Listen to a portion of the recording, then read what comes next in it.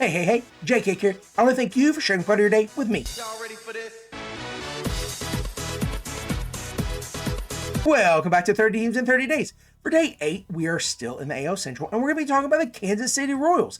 They finished 2025 with an 82-80 record and missed the wild card by 5 games. They did make the playoffs in 2024, and then last time they made it, they actually went to the World Series in 2015 and again in 2014. Won one, lost another one. In the 40-year span from 86 to 2025, they made the playoffs 3 times, missing it by as few as 2 games, and then also missing it by as many as 43 games. Now you might say, why did you pick 86? Because they won the World Series in 85. So a 40-year span that this young core is absolutely itching to stop the bleeding from missing the playoffs. And they made it last year, but they're wanting to make it again over and over. It's obviously the final goal, right? Bobby Witt Jr. is their focal point. He is a do-it-all kind of guy, but luckily he doesn't have to. Again, he can, but he doesn't have to. Vinny P led the team in home runs and RBIs, while Markel Garcia led the team in walks and on-base plus slugging, which is very surprising coming from a guy who doesn't have a whole lot of power. Again, we talked about Bobby Witt being a star. We're going to talk about Vinny P. My biggest surprise from 2025 was absolutely Markel Garcia. He made a huge jump in his junior year and a bounce back from his sophomore slump. He more than doubled his home runs from 7 to 16. That very surprising outburst of power by Garcia. He was also able to cut his strikeouts down to 84 and then add almost 50% to his walk rate. So he jumped from 42 in 2024 to 62 in 2025. That's technically a 47% increase. Now, something flipped a switch in his brain, and he decided to go from sophomore slump to junior jump. Now, is he the next George Brett? No, I'm not putting him in the same sentence other than the fact they both play third base for the Royals. I more see him profiling as a stronger Alcides Escobar. Very underrated player, did a ton in his time with the Royals organization to get them to the World Series, to win a World Series, and make phenomenal plays. Next, we're going to move to first base, so just all the way across the diamond. And after ending 2023 with a season-ending injury, and then bouncing back nicely in 2024, only to see it end in season-ending injury, Vinny P. Pasquantino was able to play in 160 games in 2025, and as you would expect, hit career highs in games, career highs in numbers, and solidified himself as a mainstay there at first, as if that wasn't already a question. Now, the only time he'll come off first is to play DH, see if Salvi a break behind the plate to play first, or to see Jackie Caglianone, I'm gonna say his name right later, but to see what he could do at his natural position, but he'll be mainly in the outfield. So Vinny P and Markel Garcia, along with Bobby Witt, all 3 of those guys are absolutely itching and raring to go to get the Royals back to the playoffs. Someone else who's itching to get back is Salvi. He's the only holdover from the 2015 World Series and the 2014 World Series. Really crazy to wrap my head around, because name any other athlete other than LeBron who's still in games since 2015. And you can name a few. They're not playing at a high level like Salvi is, but you know, it's hard to play the hardest game in the world, to do the hardest thing in the world over a long, illustrious career and still perform at a high level. Salvi's doing it. Speaking of Salvi, I do want to talk about another youngster, Carter Jensen, who is the #1 prospect for the Royals and the only top 100 prospect they have. Now, he does profile as a pretty good offensive player and pretty good defensive player. This is only coming from a 12% or 20 game look at him at the major league level, but he was doing pretty decent.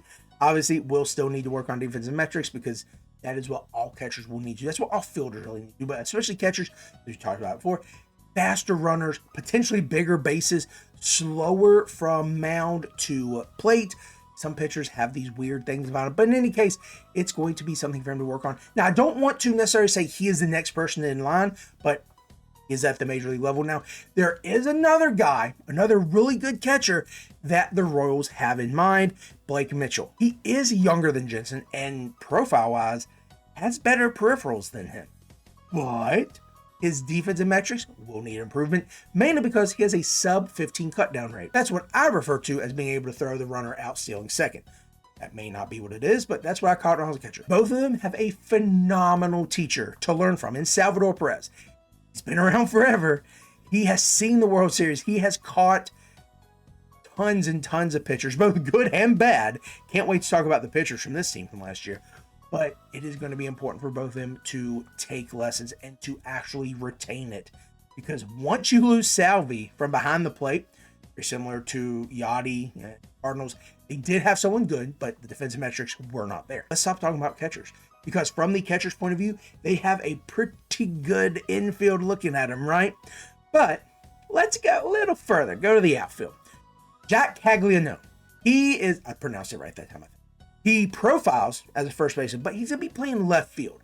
Now, this guy is pretty good, or was pretty good when he was at Florida. But his first year in the league, he only played in like 60-some games.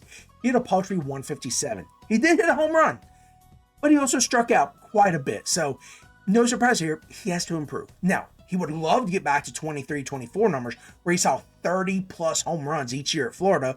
And also, this is wild. He only struck out 26 times his, I guess, junior year at Florida. 26 times.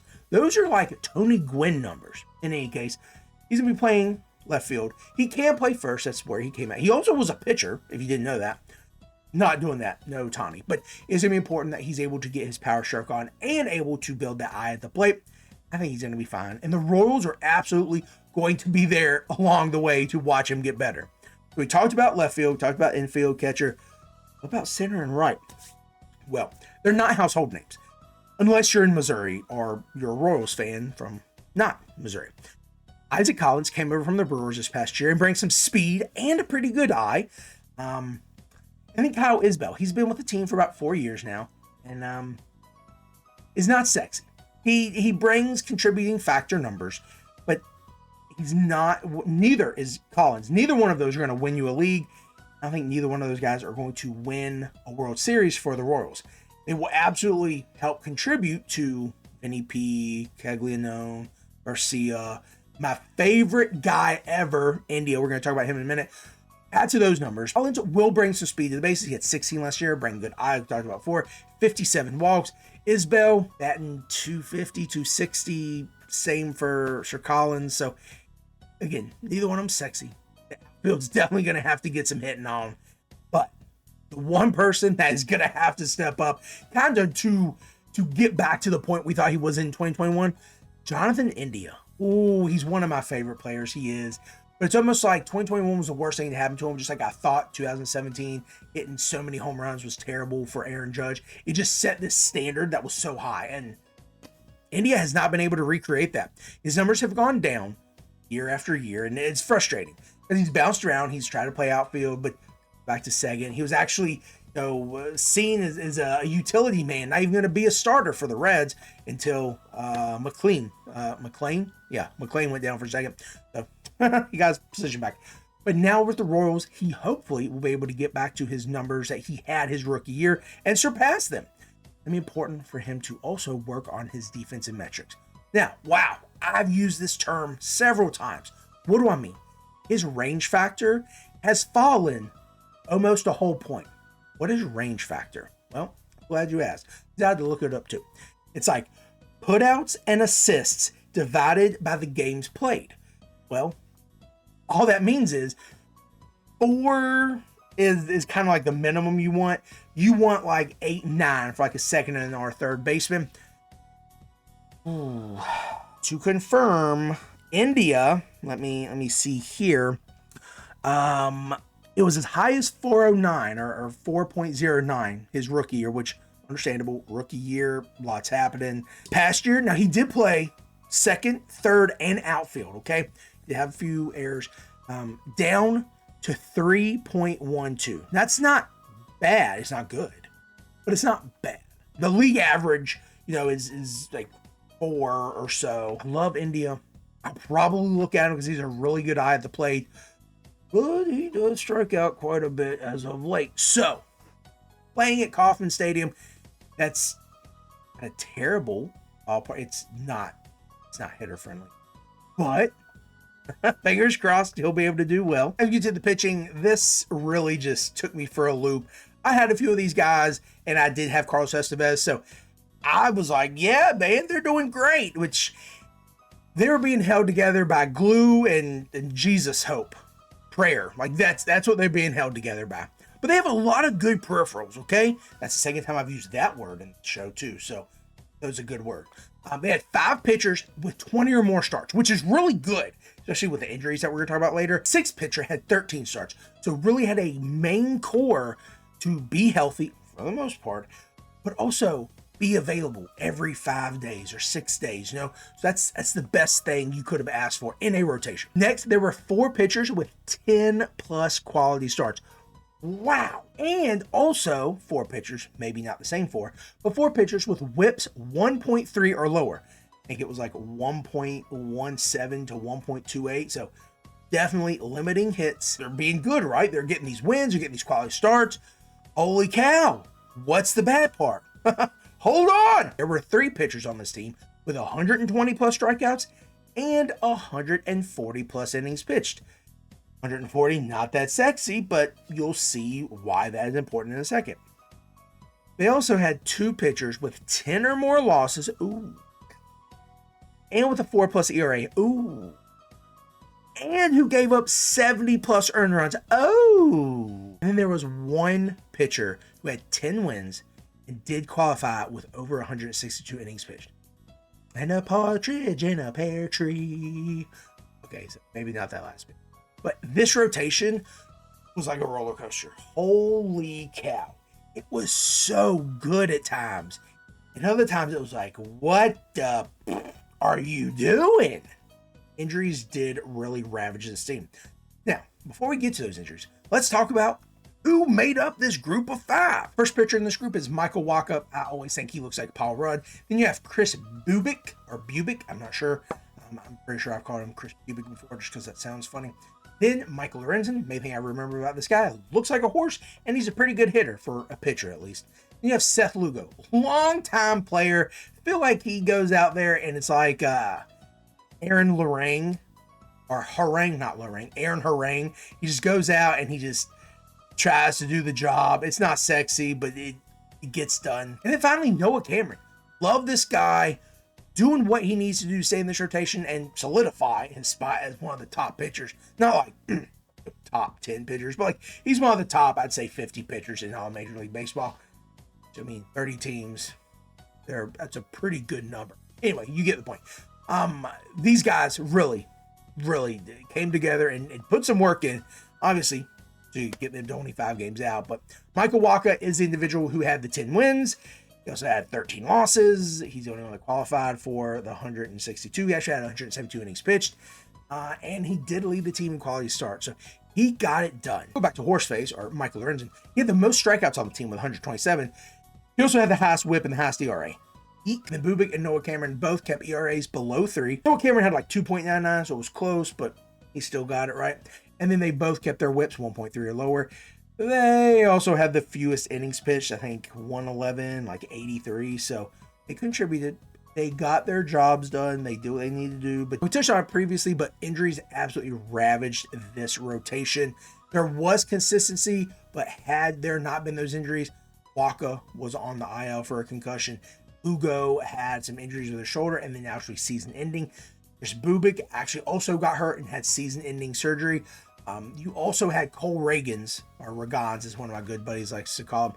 He had an issue mid-season, had to take some time off, and was actually limited to 61 innings. But when he did pitch, he had like a 4.6 ERA and like a 1.4 whip, 1.5, which is not Reagan's like, but clearly was not ready to go and was not performing at a high level because of the injuries. To make it a point, the bullpen was also impacted by this. Luke Ursich, one of their top holds guys, who actually was second on the team with holds, he was also hurt and had season-ending injuries. So he came over from the Athletics, and if you know anything about Ursich, he was doing good there.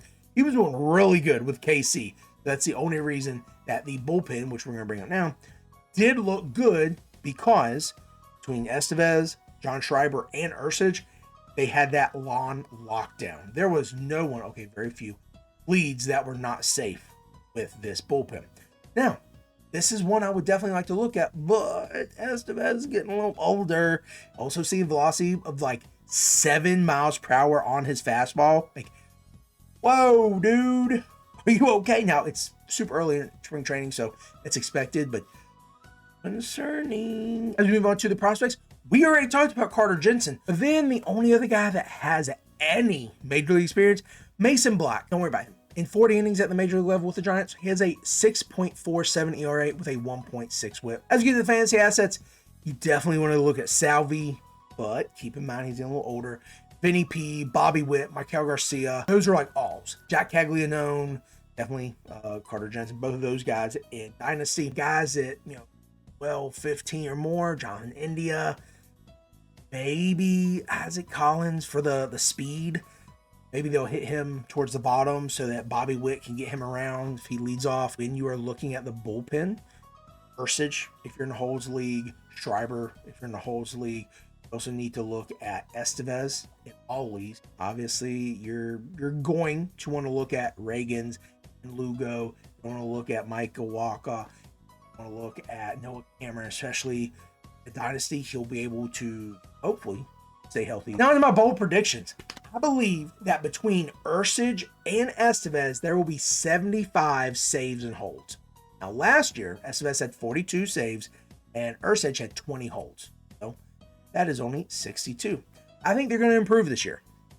Now, that's also going to make a big change to this. If Estevez is not the main closer, turns to Ursich, then that will automatically go to Schreiber or whoever is going to be the setup guy. So I think Ursich, Estevez, and whoever the backup guy is going to get to 75 holds and saves. Also believe there will be 4 pitchers on this team with 10 wins and a 3.75 ERA or lower with a 1.4 whip or lower. The last one is for Salvi. He has had some pretty good years. I think he's going to make one final push to make this, not like a banner season, but one of the better seasons as of late. Now, probably won't be career year, but I think he's going to hit 25 home runs. I think he's going to have 85 RBIs. And I think he's going to hit 265. For the record, he hit 233 this past season. But before that, he was up around 250, 260. I think his highest was 273, 280, something like that. So yeah, I think that's what's going to happen, and I hope so because I have him on my teams. And that's going to do it for day 8. You're going to be hitting this again tomorrow, as usual, again for the next 20 plus days. This is JK, and I want to thank you for sharing part of your day with me.